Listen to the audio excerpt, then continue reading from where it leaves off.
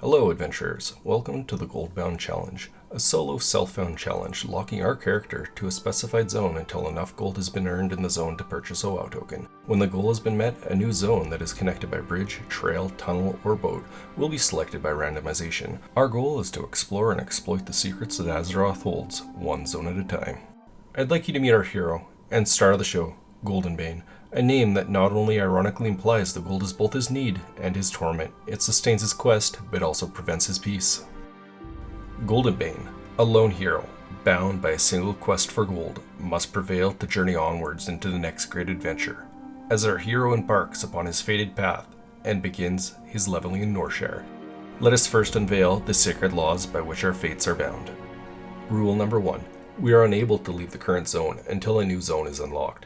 To unlock a new zone, we must pay the live value of a token. We can enter and use cities or instances inside of the current zone, and Stormwind will always be accessible for the purpose of storage, mail, and auctioning. For every token we achieve, we give back to the community.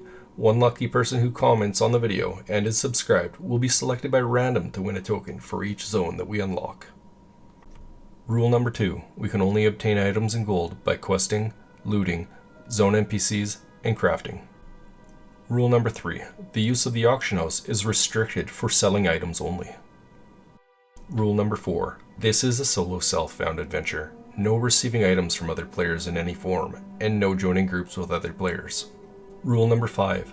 All professions are allowed, but are restricted to the current zone's material, with the exception of being able to go back to a previously cleared zone to obtain material needed to craft a zone-appropriate recipe. As an example, if I'm in a zone that has thorium and I require a piece of linen to complete the craft, I can revisit Elwynn Forest to get that piece of linen. I am not able to sell the linen as a raw material though. Rule number 6. If professions are to be changed or re-leveled for any purpose, visiting a previously cleared zone is allowed for the purpose of skilling up only. Any item crafted or obtained during this process must be deleted or mailed off the character and cannot be used to create a profit. And finally, rule number 7. Once our clear condition of obtaining the gold value for a live token has been met, before we start any new zone, the following must happen. All bags, banks, and any form of storage must be emptied. All remaining items and gold must be sent to another character or deleted. New zones should feel like a fresh start. A complete set of these rules are also found on my Discord, located in the description below. Before we get too far into this challenge, I want to give a big shout out to Pathalerix and his hero Goldbound for inspiring me to start this challenge, as he began his several weeks ago. I'll include his links in the description below. In the past, I considered doing a similar zone-locked challenge, but could not dedicate the time to see it through to completion. These days, I realized, however, I have a lot more time to play and needed a structured purpose in the game. The Goldbound challenge seemed like the perfect fit for my time. Every great adventure begins with a single step, and ours began in the Elwynn Forest, or so I thought. Minutes after Golden had set foot outside of the Abbey, we had encountered one of World of Warcraft's most dreaded bosses, the disconnect screen. Golden and I proceeded to wait what felt like hours until we decided to reconvene the next day and make another attempt towards our gold-bound glory. As the new day started, things were looking bright. Eager to make some gold, we started leveling. During the first few levels, I'd picked up some gathering professions, mining, and herbalism. In a realm of swords and magic, we'll soon focus our attention on mining picks and garden snips. Drawing roots from the earth and stones torn from its depths, will forge a path to fortune. But don't worry, this just won't all be gathering. We have some other sneaky gold making strategies ready to deploy in the future as well. Now up until this point, other than the disconnect, mostly things have been going smooth, but for the life of me, I could not find where they put the damn profession window. I spent at least 10 minutes looking until I opened up Google and had to do a search. Now that that was sorted out, like I said, while we were leveling, we collected some herbs, because we knew we needed some quick cash, because flying was in our future. Time for a trip to the great city of Stormwind.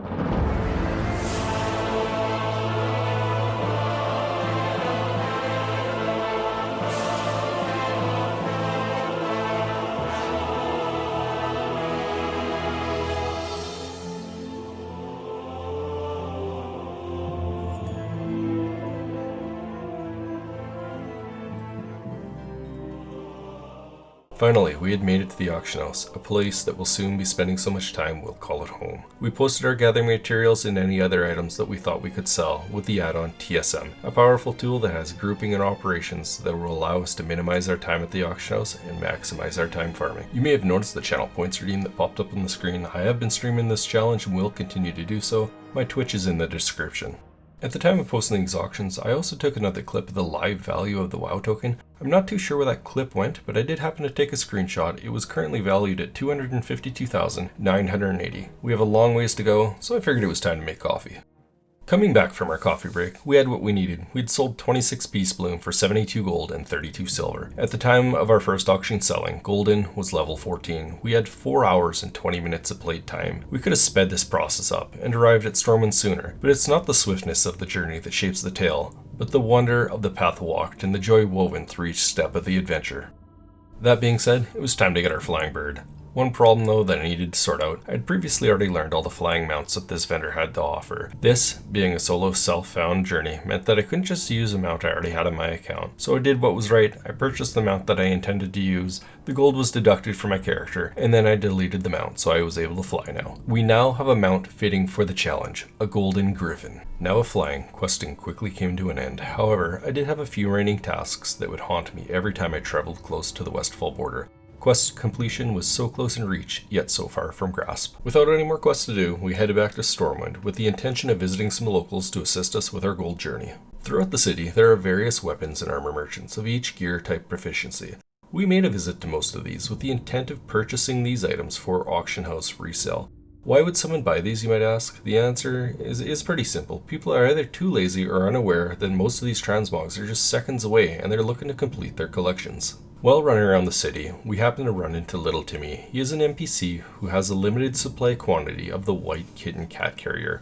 Now this is a great pet to buy because it does sell for several hundred to a few thousand gold depending on your realm. I am going to include little Timmy's patrol path on the screen here. I do highly suggest buying the pet if you happen to come across him, as I've never had an issue selling it. It's essentially free gold. With questing completed and the auction house shelves now stocked with a multitude of our white vendor items, the next course of action was to head back out into Elwynn Forest. I was going to gather material and kill rare spawns till I hit the soft level cap of 35 because I do not have intentions of using chromie time until we go to the next zone, at which point we can take advantage of the new quest experience. I'm still in the process of trying to optimize what the best mining and herbing routes are for the zone, but for the purpose of this video I followed this route because it allowed me to hit all of the rare spawns on the way. Killing rare spawns typically has a higher yield to get green items that we are able to sell for transmog, but in this zone specifically there are 3 rare spawns that do have big ticket items. The first of the 3 rare spawns that we're going to talk about is Thuros Lightfingers, found next to the McClure Vineyards. He has 2 drops that we're seeking, the Fingerless Gloves and the Thuggish Shield. On average, the gloves go for about 500 gold regionally, and the shield goes for 6,000. The next rare spawn we're going to be talking about is a gnoll called Fennel, located at the top of the zone above Stone Cairn Lake.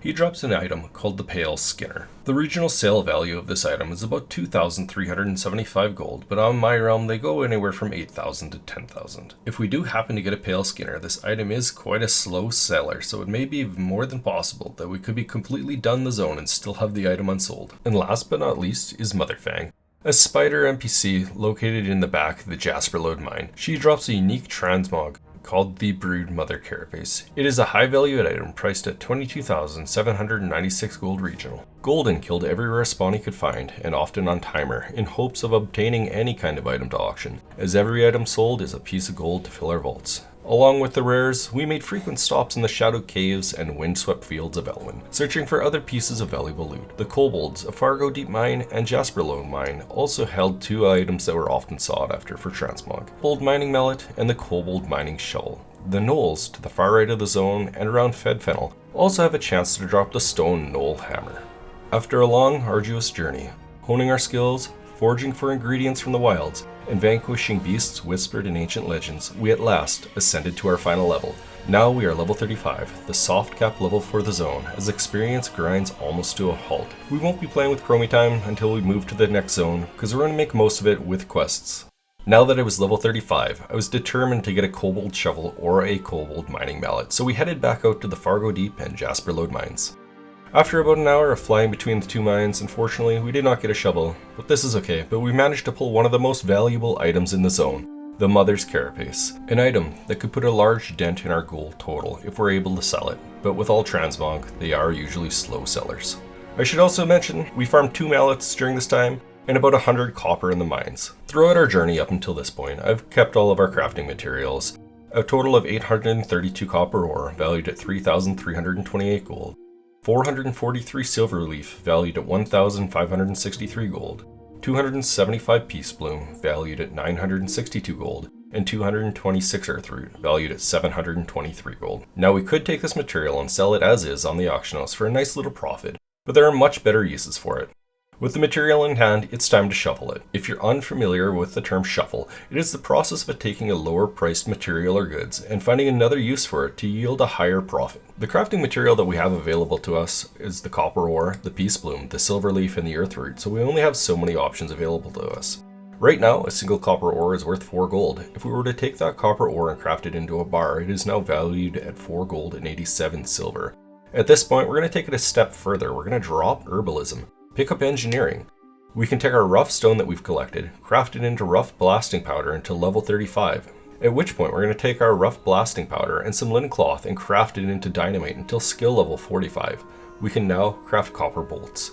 It takes 1 copper bar to craft 1 copper bolt. A bolt is currently valued at 7 gold and 38 silver. We have now almost doubled the value of every copper ore in our bag.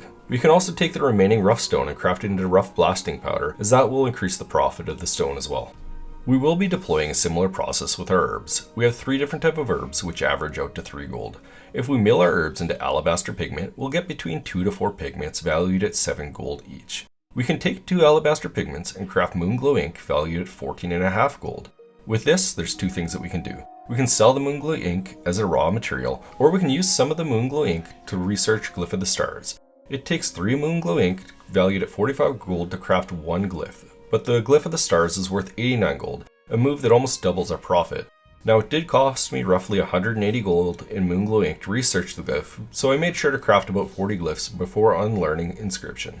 If you intend to do any kind of shuffle, ensure that the raw materials always sell for less than the finished product, as markets fluctuate over the course of the week. With our materials drying up from shuffling, we posted everything on the auction house that we had amassed over this time, and we put our hero for a much needed rest. With our first big posting of auctions, me and cycled through the auction house a few times, and being back out to Elwynn Forest to farm several more times, it seems like an appropriate time to recap and touch base. We'll start this by clearing out the mailbox to see what ended up selling. Okay, on the first page here we have 48,978 gold worth of sales. Our Glyph of Stars sold for 3,000. We have some random transmog that we sold. 20 frayed knots for almost 4k. Oh, and our Brood Mother Carapace sold for 26,600 gold. That is a huge dent in our goal. As we scroll down here, we have some alabaster pigments, a Patron that sold for 356 gold. Looks like another 1,000 gold here in Moonglow ink. We can see that our copper bolts had sold. We're going to take this out of the mailbox and let's see what the second page has in store. So it looks like on the second page we have another 4,833 gold. Just more transmog, some crafting materials, our copper ore, some more frayed knots. It also looks like a lot of those transmog items that we bought from the vendors in Stormwind really came through. After clearing out the mailbox, we now have 56,502 gold. You may have also noticed I had sold several frayed knots. Those can be found from pickpocketing the Defias mobs throughout the zone in the encampments. On my realm, they were selling for less than 100 gold at one point, and I wasn't planning on including them in this video. But since I did make some decent sales from them, I decided I'm going to mention them now at this point. During my travels in this video, you may have also noticed the Darkmoon Fair was in town. I chose not to include this zone as part of the challenge. There's several methods that can be deployed inside of the fair that would invalidate the current efforts of the zone and make the first zone of the challenge much too easy. As we continue our Elwynn adventure, I do have several more methods that I want to try to generate us some gold in future episodes, but I'd love to hear from you guys in the comments if you have any gold making methods in Elwynn that you want to see me try. Commenting on this video will also ensure that you're included in the token draw for when we finish Elwynn Forest. Before we finish this episode, we're just going to be checking on the token price once again. It's currently at 268,540 gold. We're about 1/5 of the way there, but we still have a long way to go. I'd like to take this time to thank you guys for watching this video. You can find me streaming on Twitch most nights of the week. Links for that are in the description. Also, be sure not to miss the next episode. If it's already out at this point, there'll be a link on the screen. You can also get the notification by subscribing to my channel. Until the next video, take care, friends.